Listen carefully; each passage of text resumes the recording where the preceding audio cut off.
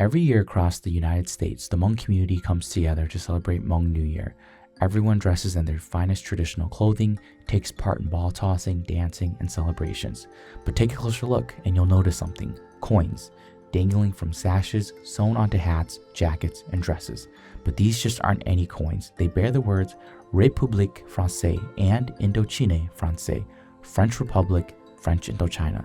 But how did French colonial coins become part of Hmong clothing? What stories do they carry? And how do they reflect the complicated, traumatic history of the Hmong people?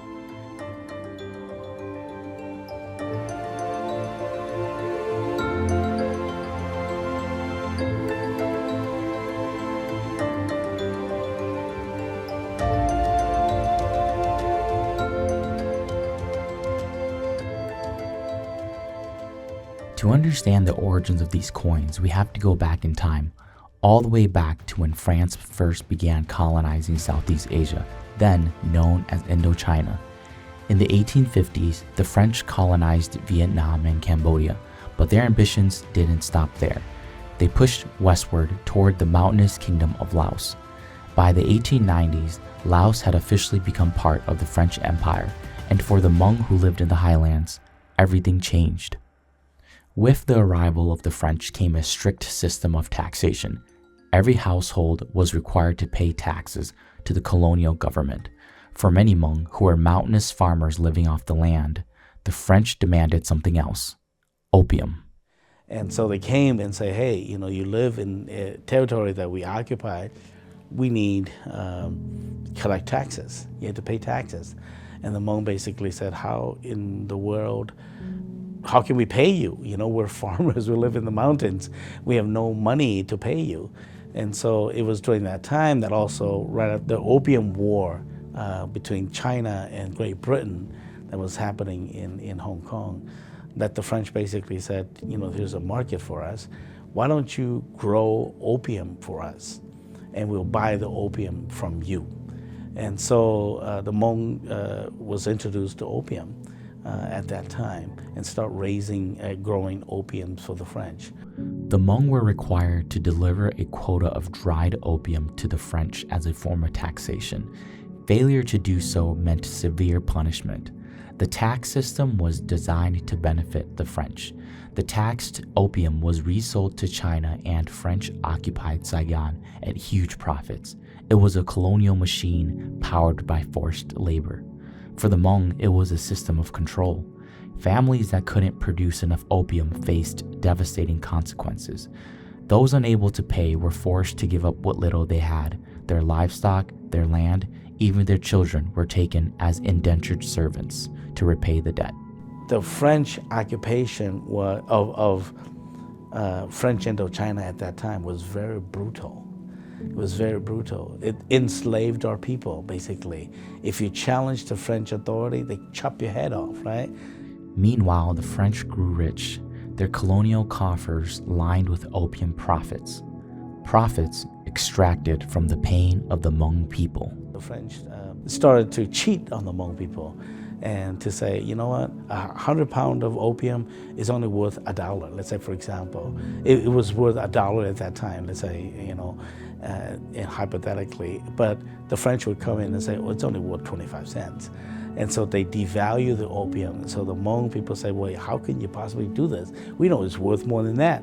The French say, well, this is all we can pay you. And yet, for some families, those with more land, labor, or luck, there was an opportunity.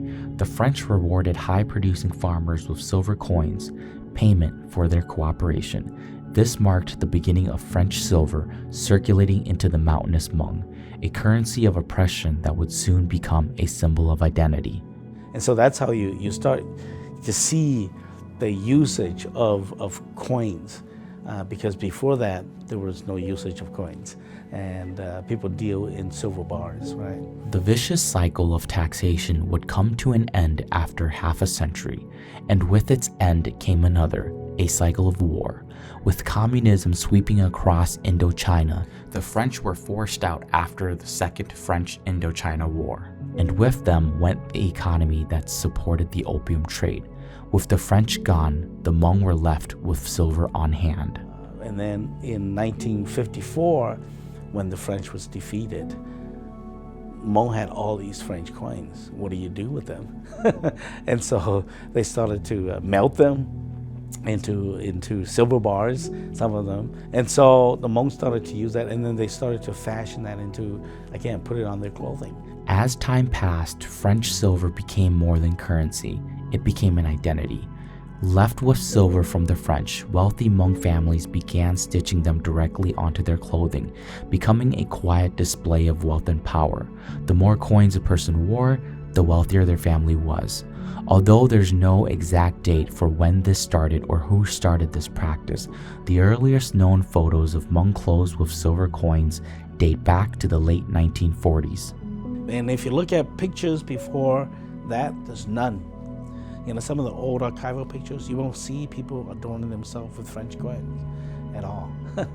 So it's only, I would say it's probably only after the 1950s, after, you know, the French left, that you have plenty of money that's available and it's basically useless. So what do you do with it? You create fashion out of it. So the usage of coin for clothing, if you look at old archival pictures from the Dubi Lifong era, the Lao Ketong era, they don't have any of those items in a fashion form. Today, those same coins still shine, but they aren't just for decorations.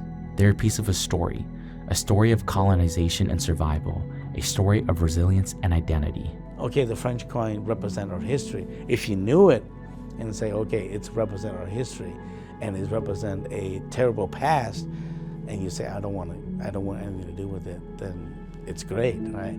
But if you know and say, okay, this is represent my history, I don't want to ever forget the journey and the suffering of my ancestors, then that's really good as well. So it depends on how you view it, right? But if to wear it for the sake of wearing it and not really understanding, then I think that's where the damage comes into. So the next time you see a glimmer of silver on Hmong clothing, remember what it represents. Not just wealth, but our oppression, our struggle, our trauma, and our history.